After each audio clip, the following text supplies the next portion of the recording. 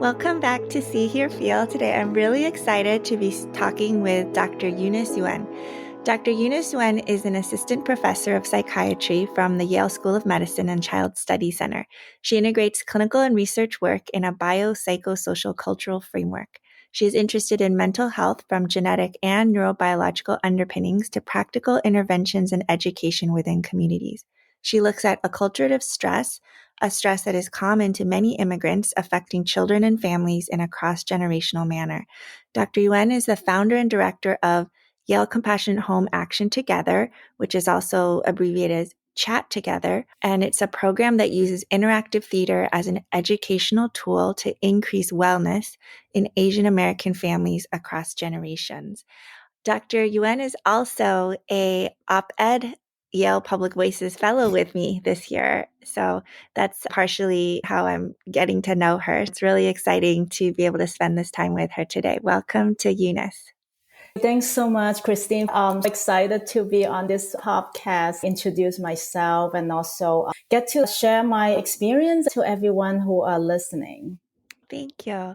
Along those lines, could you share a personal anecdote about yourself? I'm very happy to. When I was a teenager, I was a parachute kid who experienced acculturative stress moving to this country when I was late teens. I was originally from Hong Kong. Some historical context at that time, in 1997, Hong Kong was transitioning from British back to mainland China. Many parents at the time, including mine, were terrified by what happened to the future of the child. And I'm one of the child being sent to leaving home 1,000 miles away. Parachutes kid have no idea where am I landing in the US. And I'm also coming from a low income, first generation family, the first college goer in my family. Oh, wow. So that's where I started. This acculturative stress, eventually now, many years later, I am a mother of 2 Asian American sons.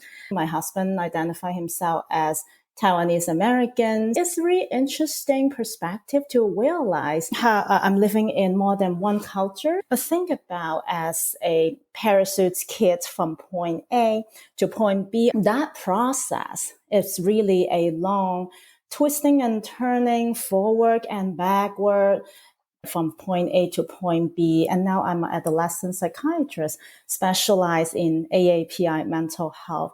And so I think all these background and self-experience added up together as a nutrient, a motivation at how I started Yale Chat Together, especially during pandemic. One question is about who are you? Who was your identity? That's awesome. Thank you for sharing. I'd never heard a couple terms you mentioned, especially parachute kid. That sounds scary, right? The term itself, even that you're just being launched off from Hong Kong and landing randomly. Because when you have a parachute, you actually are trying to hit a certain target, but you may not hit it. That's just so true. I think that's why how they frame it like that too. Especially in my family background, I know my parents sacrificed so much themselves to help me. In East Asian culture, we embrace a lot of Confucianism, filial piety, honoring the parents, respecting the parents. And my parents have sacrificed so much for me to do this, to be a parachute kid. And a lot of expectation, at the same time, a lot of confusion and fear and vulnerability to succeed. So do you identify as Chinese American, or really it's like a Hong Kong identity? That's also interesting identity question. Every time I go back to Hong Kong, I know identify that's my home. And then when I'm in US, I also identify like here is home too. The identity of both being Asian and American. Yeah, I would say I'm Chinese American, but I feel that my home is US and Hong Kong. That's where my families are now. I ask because for listeners who don't know, I'm Korean American, and I'm fascinated by this question of identity in Asian American families because my parents were born and raised in Korea, in South Korea. Both my sister and I were born in the States. And I always thought I was Korean American just because my parents would tell me that I'm not really Korean, which always felt a little bit like an insult almost. Not that they were deliberately trying to insult me, but it was, you guys are both Korean, and if I'm not, Korean? What does that mean? And also, I think as a child in an Asian culture, you are supposed to be like your parents. So to be told many times that I'm just not was hard. Harder, I think, than I knew at the time. The developmental process of started as more Asian coming to the US and gradually developing a little bit more American assimilated, but also have some part of me retain the ongoing developmental process. Is a live process for me. I'm wondering the same case is true for you, Christine. I have thought about identity in terms of being Asian or not really being Asian, as my parents would point out to me my whole life, because while I was born in the US, my family actually moved back to South Korea when I was in elementary school. I have two kids who are Korean American or American. I think they identify more as just American. My husband's Korean American, so they're ethnically Korean, ethnicity wise. But I see the way they grow up and I'm like, wow, it even more reinforces to me that I am not actually really Korean American, or not at least the way they are and the way that my husband is. Meaning that once we had moved to South Korea, it was much more in Korean culture, not fitting in. It was very different than America at the time. We went to an American school, but it was really quite different. We knew we weren't like the Korean kids who went to Korean school. It's fascinating to think about identity for each person, like even for me versus my sister, it's a little different, even though the environment we grew up in is similar.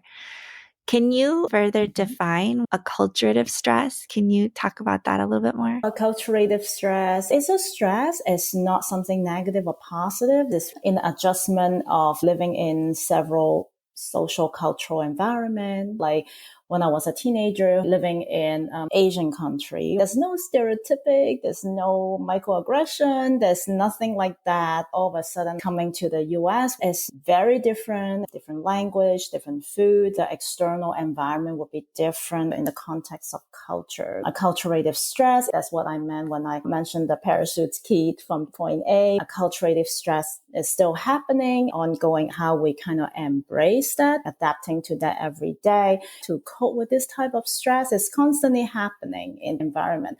So say, for example, if in reverse, like now I'm going back to have a trip in Hong Kong, I would totally feel not fitting in as well. That stress is there. Yeah. Yeah, that's a good way to think about it. Thanks for explaining it that way, that it's really over years. Do you have tips for how to navigate acculturative stress? We are all learning about how to adapt, having social support, having people like you and I were talking just now. I feel that we're connected at that space to feel authentic, how to be authentic and be able to embrace your authenticity. That is actually really important. Over the years, especially at the beginning stage, when I feel this acculturative stress, I feel that I'm trying so hard to fit in the United States or whatever that is, or like in the school, in the workplace, in the social cycle. And over the years, I realized if I try to fit into one circle, I lost myself. If I try to fit back to another circle, I lost myself. If I try to fit back into the circle in Hong Kong, I lost myself. I don't feel I belong. So constantly finding you try to fit into a certain circle to feel content, and it does not work. You need to create and embrace yourself. I am both Asian and American. In some scenario, I'm more Asian. In some scenario, I'm more American. I can watch football game with my husband. I can celebrate Chinese New Year. I need to embrace my unique self in that acculturative stress adaptation. I feel so much better than trying to fit in this little silo to find myself. And I think that is part of the identity process. Yeah, I love that. I really do. I would say that when you put it that way, I agree with you that one of the rare benefits of the pandemic has been, because it's been so taxing at different times for me, I have become more authentic only because I don't have the extra energy it takes to assimilate and force myself to fit in. So instead of trying to be some perfect mom or perfect wife, I'm like, my identity is this messy person right now who feels very disorganized and overwhelmed. Yeah. So one of the identities that I think about that we both have is physician. And what I've been thinking about more and more is the medical culture, the culture that's in medicine as a whole, in healthcare, for doctors as well as patients. My bias right now is that the medical culture that we have right now at this point in the pandemic is causing doctors and patients and everyone who's in healthcare to suffer and burn out. And I think of that as an acculturative stressor, if I can use the term that way. I don't know if you agree or disagree or if you have thoughts on that. We have so many different hats. Like you and I as mother, that's one hat at home. Another hat's to be the physician, to take care of our patient. Another hat's to be the leadership in the medical team. All these different hats going or transitioning with different sort of mini psychosocial cultural circle. We set boundary and try to fulfill each of the circle and process of transitioning. It definitely could create a lot of stress. I don't need to be perfect in each circle. I can say, I need help. I can say, I'm tired. I need your help. And sometimes like we speak up, people would know it and actually do something rather than internalize that stressor. Talk about, find a circle who feel authentic, feeling the same way. I think that is very therapeutic, and also be able to speak up when we really need help.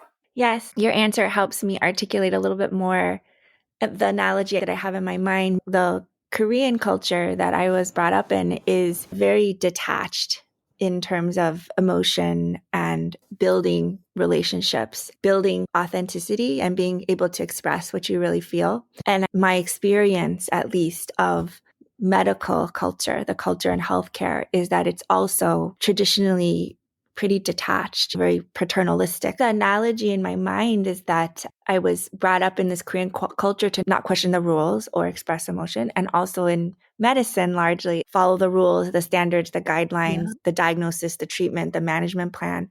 And emotion has no place. I acculturated or tried my best to assimilate into that model, like you were talking before, to push myself into that circle or square. I'm realizing more and more it just doesn't work well for me. It's not the model of why I wanted to be a doctor, and it's not the model of how I would want to live my life and bring my kids up either. Meaning, I don't want a model of don't question authority, like meaning if an authority is a doctor or a parent in the healthcare setting versus at home, and hide your emotions because emotions are just messy and useless. My role as a child adolescent psychiatrist is helping people to open up the emotion, right? To share what they feel and be able to process, to understand, and to listen. I'm trying to navigate that as well. Anyone is a human being, including physician, including leader.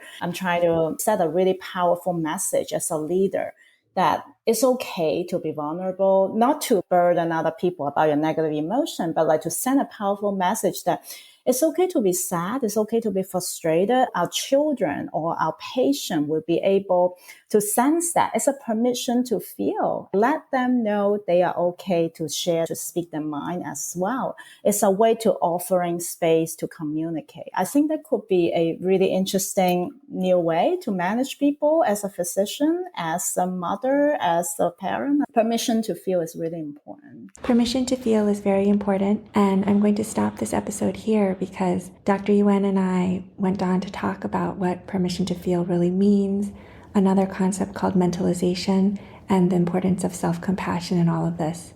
These things are really important, and I didn't want to shortchange them. So the rest of this conversation will continue in the next episode. Thanks for listening in.